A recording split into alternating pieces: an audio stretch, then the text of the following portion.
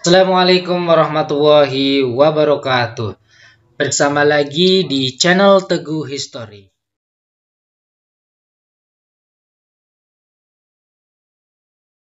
Apa kabar teman-teman semuanya?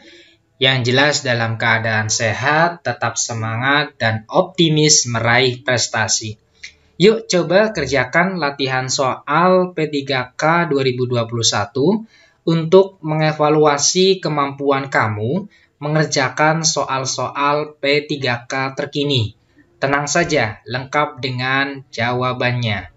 Untuk kamu yang tahun ini akan ikut dalam seleksi P3K, apakah sudah berlatih? Jangan bilang belum ya, karena sebentar lagi kita akan mengikuti tes seleksi P3K 2021. Semoga teman-teman semuanya mengikutinya dengan baik, dengan lancar, dan akhirnya dinyatakan lulus. Oke, sebelum kita membahas soal plus kunci jawaban, saya mengajak teman-teman semuanya untuk mendukung channel Teguh History. Caranya dengan like, subscribe, dan klik notifikasinya. Terima kasih. Oke, kita langsung saja. Let's go. Soal yang pertama.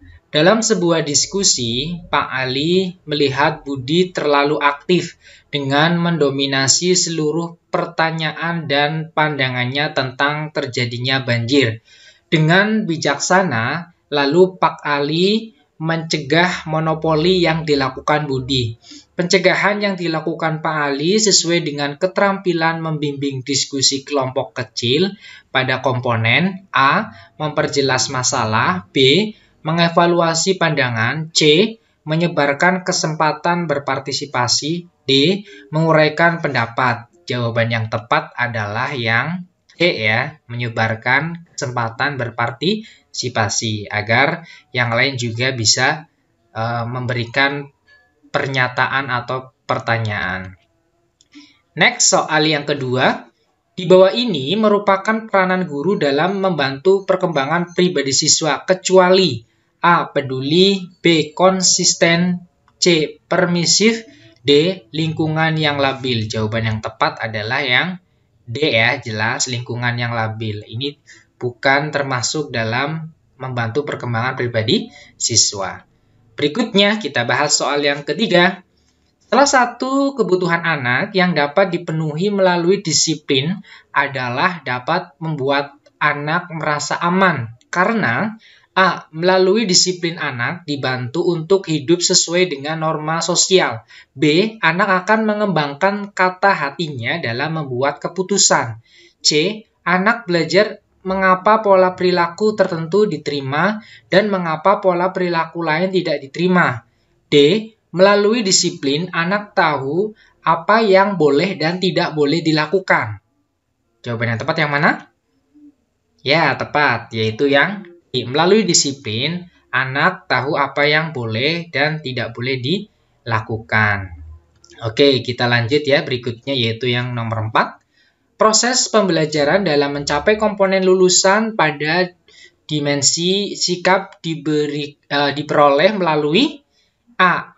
Menerima, mengetahui, memahami, menerapkan, menganalisis. B. Menerima, menjalankan, menghargai, menghayati, mengamalkan.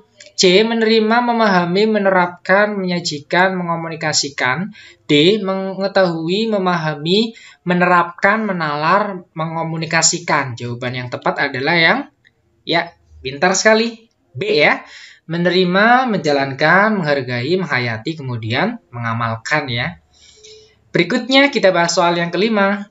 Peran guru dalam proses belajar sistem pondok yang dikemukakan oleh Ki Hajar Dewantoro adalah sebagai berikut, kecuali A. Mencetak pemimpin yang gugup, B. Menghasilkan seorang intelektual, C. Mengembangkan kondisi dan suasana pondok, D. Mentransfer ilmu pengetahuan pada peserta didik. Mana nih yang benar?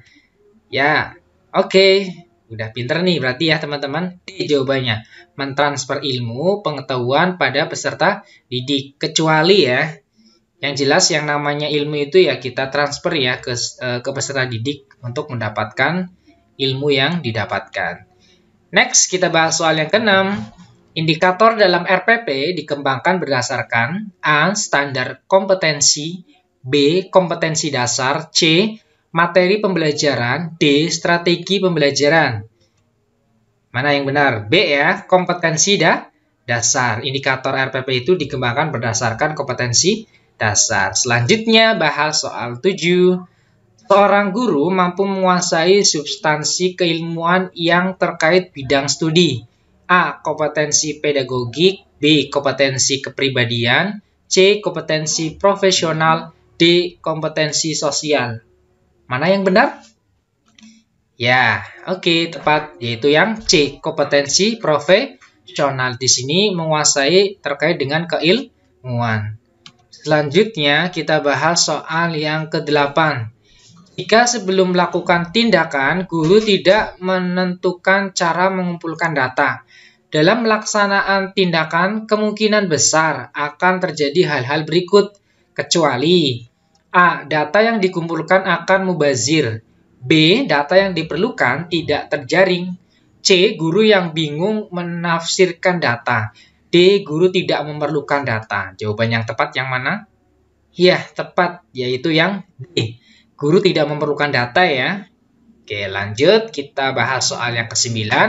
Pengertian kelas dalam PTK. PTK itu penelitian tindakan kelas adalah sekelompok peserta didik yang sedang belajar. Adapun komponen dalam sebuah kelas yang dapat dikaji melalui penelitian tindakan antara lain adalah sebagai berikut. Kecuali A. Guru, B. Siswa, C. Materi pelajaran, yang D. Hasil pembelajaran. Mana yang tepat?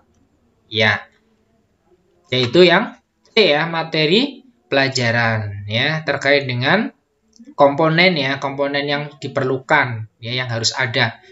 Jadi yang belum ada ya, itu di sini komponen yang pengecualian itu adalah materi pelajaran. Lanjut kita bahas ke soal yang 10. Pak Bonar adalah guru yang terkenal sangat galak. Ia suka memukul siswa yang dianggap bersalah. Para siswa menjadi takut tetapi hormat kepadanya. Berbeda dengan Pak Ali yang guru agama. Ia pendiam, penyabar, sangat teliti, dan murah senyum. Anak-anak menjadi segan dan hormat kepadanya. Adakah perbedaan rasa hormat siswa kepada kedua orang guru di atas? Jika ada, apa penyebabnya? A. Pak Bonar dihormati siswa karena kegalakannya dan Pak Ali dihormati karena pendiamnya. B. Pak Bonar dihormati siswa karena ia guru matematika, Pak Ali dihormati siswa karena ia guru agama. C. Dengan Pak Bonar, anak menjadi takut melakukan kesalahan, tetapi dengan Pak Ali, anak menjadi acuh, tak acuh, dan masa bodoh.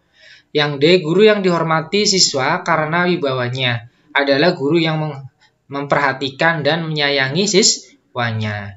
Oke, mana nih jawabannya yang kaitan membandingkan dua guru ya. Di sini ada yang galak sama pendiam. Jadi yang tepat mana ini? Yang tepat adalah yang D ya. Guru yang dihormati siswa karena kewibawaannya adalah guru yang memperhatikan dan menyayangi siswanya. Berikutnya kita bahas soal yang ke-11.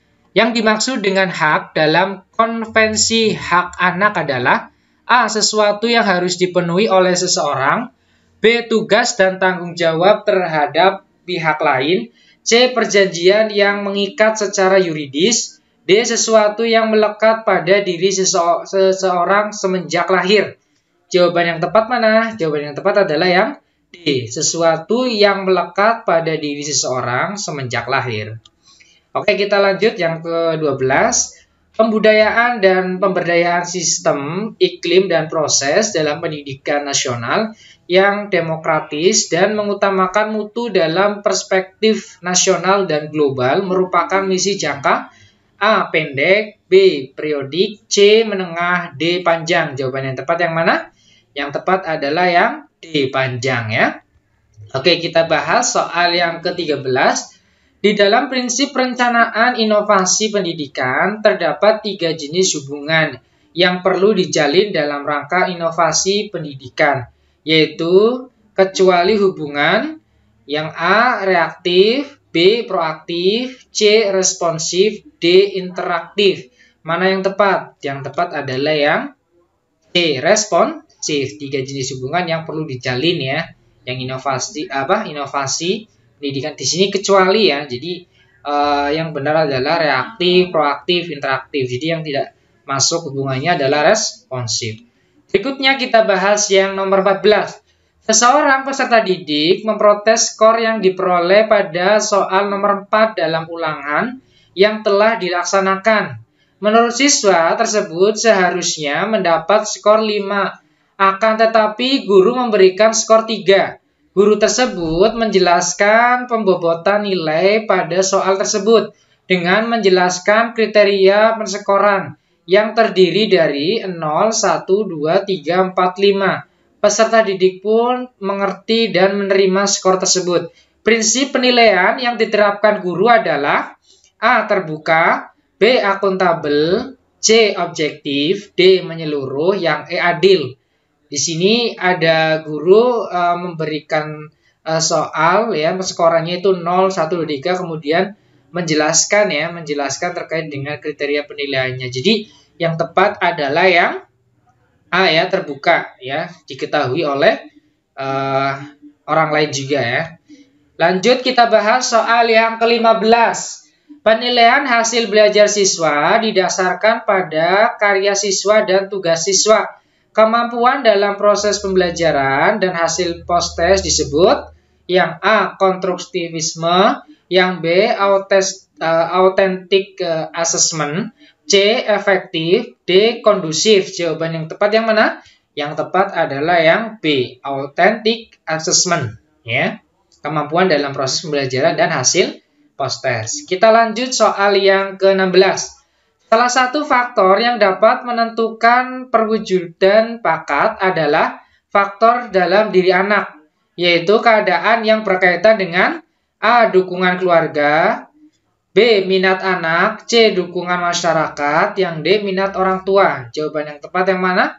Faktor di sini perwujudan bakat sama dari diri anak itu tersebut ya. Jadi jawaban yang tepat adalah yang C. dukungan masyarakat ya. Di sini yang salah satu faktor ya yang menentukan perwujudan bakat dalam faktor diri anak, yaitu dukungan masyarakat. Next kita bahas soal yang ke-17.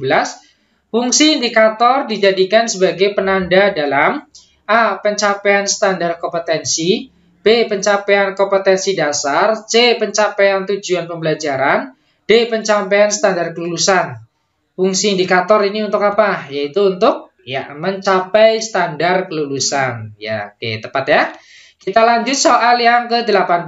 Ke-18 ini jawabannya adalah kesenyapan ya. Kenapa kesenyapan? Karena di sini dilihat Pak Ali mengajukan pertanyaan kepada salah seorang siswa yang sedang sibuk sendiri. Setelah berdiam sejenak sambil memandang siswa yang sibuk sendiri, Pak Ali kemudian menunjuk siswa yang sibuk sendiri. Nah, contoh tersebut dilakukan Pak Ali untuk mengadakan variasi dalam bentuk kesenyapan ya, biar memperhatikan gurunya dalam menjelaskan.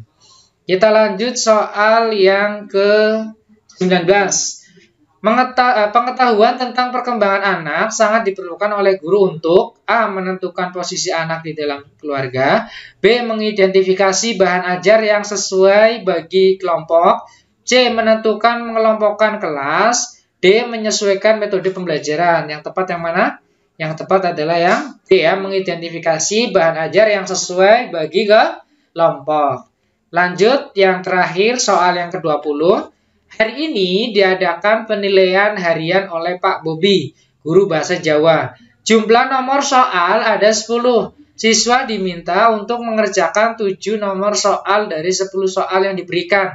Siswa bebas memilih 7 nomor soal dari 10 soal yang diberikan Pak Bobi yang dilakukan Pak Bobi tidak sesuai dengan prinsip penilaian.